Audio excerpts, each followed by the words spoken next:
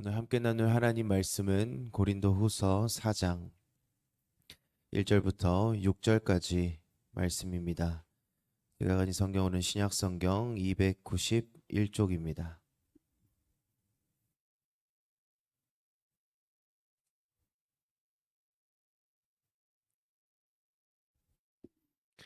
고린도후서 4장 1절부터 6절까지 말씀입니다. 한 절씩 교독하도록 하겠습니다. 그러므로 우리가 이 직분을 받아 긍휼하심을 입은 대로 낙심하지 아니하고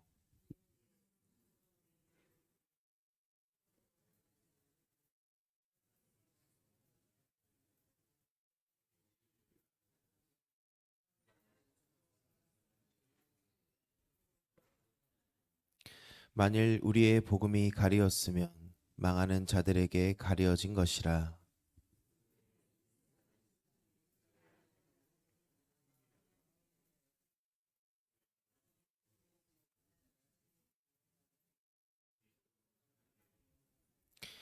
우리는 우리를 전파하는 것이 아니라 오직 그리스도 예수의 주 되신 것과 또 예수를 위하여 우리가 너희의 종된 것을 전파함이라.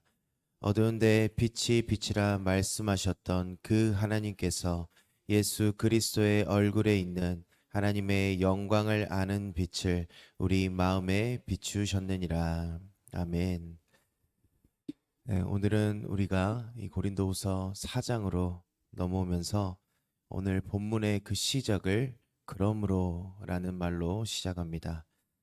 이 그러므로라는 것은 우리가 앞에 했던 내용과 지금 하고 있는 말이 굉장한 연관이 있다라는 의미입니다. 그렇다면 우리가 3장의 내용을 간략하게 떠올려 보아야 합니다. 우리 3장에서 말했던 이 새 언약, 그 새 언약의 영광, 그리고 수건이 벗겨진 얼굴, 성령으로 말미암아 변화를 받은 자, 그 결론이 오늘 본문의 내용입니다. 특히 우리가 지난 시간 나눴던 3장 12절부터 18절까지 말하고 있는 바울의 사역의 그 담대함의 근거, 그 근거를 4장 1절에서 낙심하지 않는 사역자의 태도로 이어지고 있습니다. 바울은 오늘 본문에서 이야기합니다. 이런 사역을 맡은 우리가, 이런 은혜를 입은 우리가 어떻게 낙심할 수 있겠느냐. 오늘 말씀을 통해서 이 새 언약의 사역을 맡은 우리가 왜 흔들리지 않고 낙심하지 않을 수 있는지, 그리고 그 이유가 전적인 하나님의 주권적인 은혜에 있음을 오늘 말씀을 통해서 한번 나눠보도록 하겠습니다. 오늘 본문 1절 한번 보겠습니다. 그러므로 우리가 이 직분을 받아 긍휼하심을 입은 대로 낙심하지 아니하고. 바울은 분명히 말합니다. 이 직분은 받은 것이다. 이 직분은 바울이 원해서 얻은 자리가 아닙니다. 자격을 증명해서 얻은 것도 아닙니다. 오히려 바울은 교회를 핍박하던 사람이었습니다. 그래서 바울은 이 사역을 이렇게 표현합니다. 우리는 긍휼하심을 입었을 뿐이다. 그리고 그 긍휼을 입은 자는 어떠합니까? 낙심하지 아니하고. 여기서 낙심하지 않는다라는 말에 우리가 정확한 의미를 알아야 합니다. 이 낙심하지 않는다. 우리가 낙심이라고 하면은 어떠한 감정의 변화, 어떠한 좌절 이 정도로 생각할 수 있는데 정확한 의미는 지쳐서 포기하다, 물러서다, 사명을 내려놓다라는 의미를 가지고 있습니다. 즉 바울은 지금 이런 말을 하고 있는 것입니다.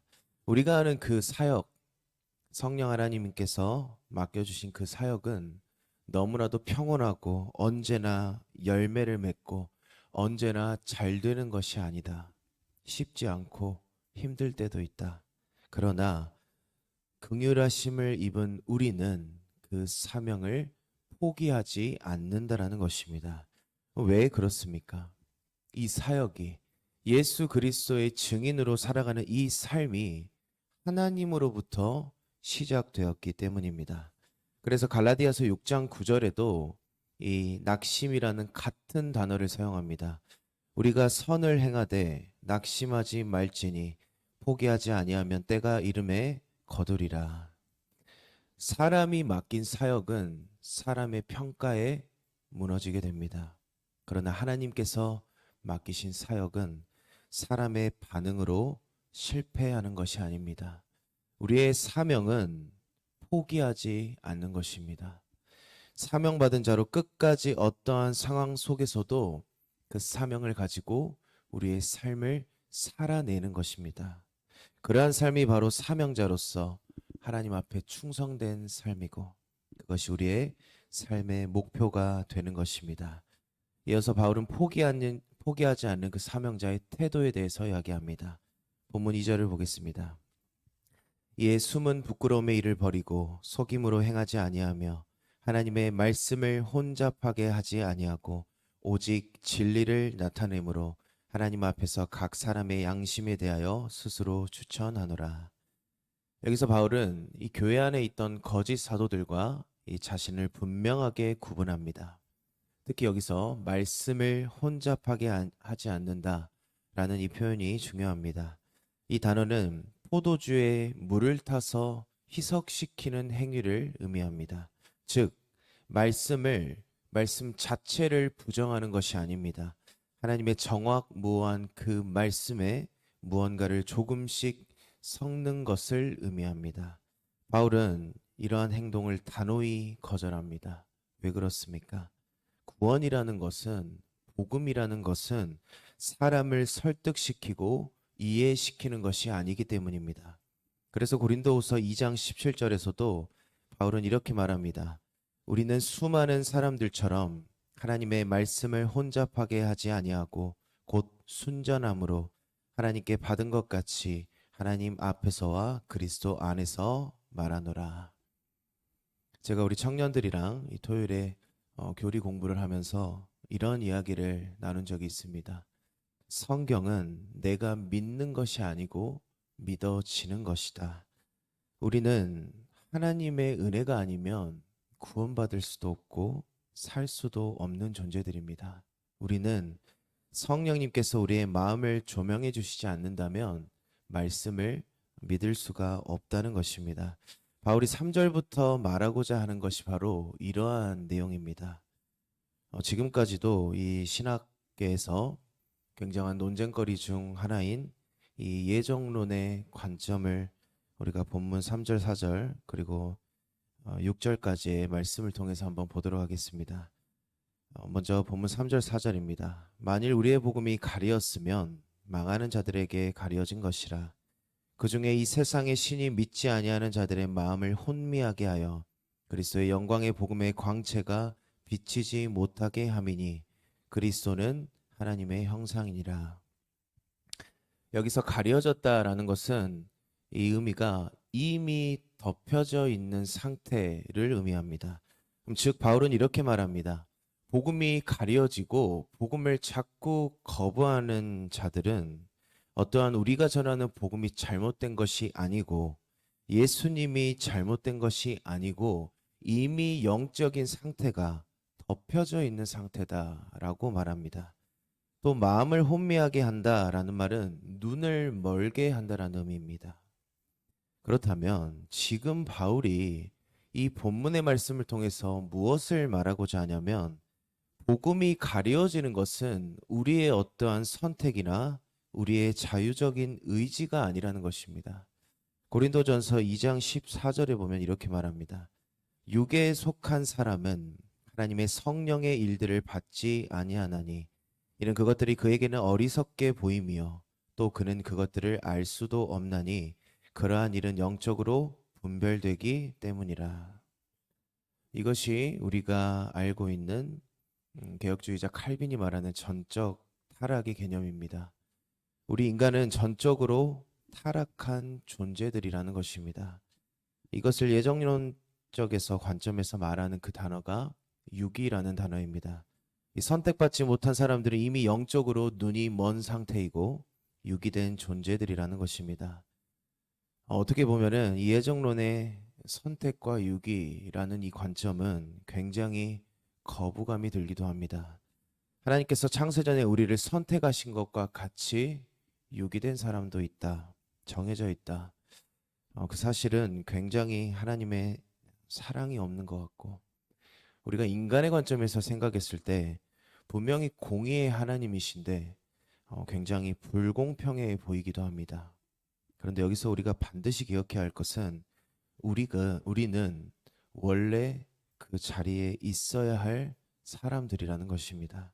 복음이 가려진 자들, 영적으로 눈이 멀게 된 자들, 하나님의 영광을 볼 수 없는 자들, 우리가 원래 그러한 자들이었다는 것입니다. 우리가 그 자리에 있지 않게 된 것, 그 이유는 우리의 선택 때문이 아니고 우리의 어떠한 자격 때문이 아니고 우리의 결단 때문도 아니고 오직 하나님의 긍휼하심 때문입니다. 그래서 오늘 본문에서도 바울의 이 시선과 중점은 이 유기의 현실에 머물러 있는 것이 아닙니다. 바울의 관심은 언제나 하나님의 은혜와 하나님의 주권적인 선택에 있었습니다. 그래서 오늘 우리는 본문 6절을 더 깊이 묵상해야 합니다. 6절 말씀 우리 함께 읽어보겠습니다. 어두운데 빛이 빛이라 말씀하셨던 그 하나님께서 예수 그리스도의 얼굴에 있는 하나님의 영광을 아는 빛을 우리 마음에 비추셨느니라. 바울이 지금 이 구원, 복음의 비밀을 무엇으로 설명하고 있습니까? 어떠한 설득이나 우리의 결심이나 우리의 결단이 아닌 창조의 말씀을 가지고 옵니다. 어두운 데에 빛이 비치라 라는 이 말씀은 창세기 1장의 말씀입니다. 빛이라는 것은 빛이 올 때 어둠에게 허락을 구하는 것이 아닙니다. 어둠이 준비된 다음에 오는 것도 아닙니다.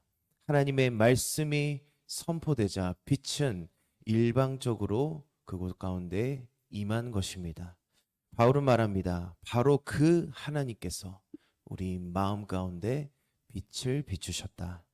우리가 복음을 듣고 예수 그리스도를 믿게 된 것은 우리가 조금 더 똑똑해서가 아닙니다. 우리가 조금 더 열린 마음을 가졌기 때문도 아닙니다. 우리가 어떠한 더 선한 선택을 했기 때문도 아닙니다. 하나님께서 우리 마음에 빛을 비춰주셨기 때문입니다. 이것이 선택의 은혜입니다. 이것이 하나님의 주권적인 은혜가 되는 것입니다. 죄로 인해서 모두 다 죽을 수밖에 없는 우리를 하나님의 주권으로 인해 하나님의 긍휼하심으로 인해서 하나님의 한량없는 은혜로 말미암아 우리를 창세전부터 선택해 주시고 예수 그리스도를 믿게 해 주신 하나님의 주권과 은혜. 이 예정론이라는 것은 우리를 공포에 사로잡히게 하고 불공정을 이야기하고 어떠한 구원받을 자를 가리고 비교하는 것이 아닙니다.